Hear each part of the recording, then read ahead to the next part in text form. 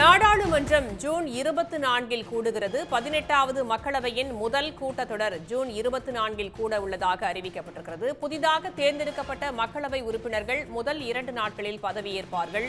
அவர்களுக்கு தற்காலிக சபாநாயகர் பதவி பிரமாணம் செய்து வைப்பார். நாடாளுமன்றம் ஜூன் 24 கூடுகிறது. இது பற்றிய கூடுதல் தகவலை தருகிறார் சிறப்பு செய்தியாளர் ராமகிருஷ்ணன். ராமகிருஷ்ணன், விவரங்களை சொல்லலாம்.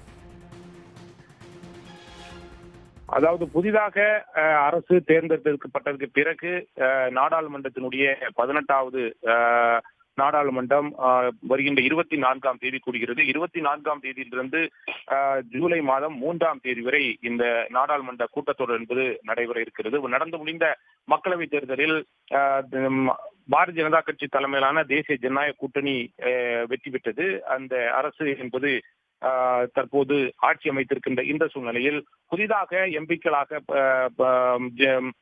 தேர்வு செய்யப்பட்டிருக்கிறவர்கள் பதவி பிரமாணம் செய்து வைப்பது உள்ளிட்ட பல்வேறு நடவடிக்கைகளுக்காக நாடாளுமன்றம் என்பது கூட வேண்டிய அவசியமாக இருக்கிறது.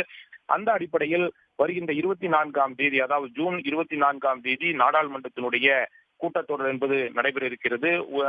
லோக்சபா, அதாவது மக்களவையை பொறுத்தவரையில் 24ஆம் தேதியிலிருந்து 3ஆம் தேதி வரை நடைபெறும் என்று நாடாளுமன்ற விவகாரத்துறை அமைச்சர் கிரண் ரிஜிஜு தற்போது அறிவித்திருக்கிறார். 24ஆம் தேதி தற்காலிக சபாநாயகர் தேர்வு செய்யப்படுவார். 24ஆம் தேதியிலிருந்து 4 நாட்களுக்கு புதிய மக்களவை எம்பிக்களாக தேர்வு செய்யப்பட்டிருக்கிறவர்கள் தங்களது பதவி பிரமாணம் செய்து வைப்பார். புதிதாக தேர்வு செய்யப்பட்டிருக்கின்ற இடைக்கால சபாநாயகர். அதைத் தொடர்ந்து குடியரசுத் தலைவருடைய உரை என்பது நடைபெறும். மாநிலங்களவையை பொறுத்தவரையில் 27ஆம் தேதியிலிருந்து 3ஆம் தேதி நடைபெறும் என்று அறிவிக்கப்பட்டிருக்கிறது.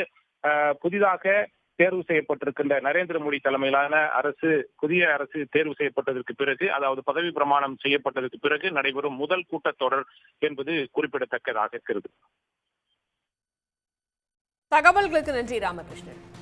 உடனுக்குடன் செய்திகளை தெரிந்து கொள்ள சன் நியூஸ் பெல் ஐகானை கிளிக் பண்ணுங்க.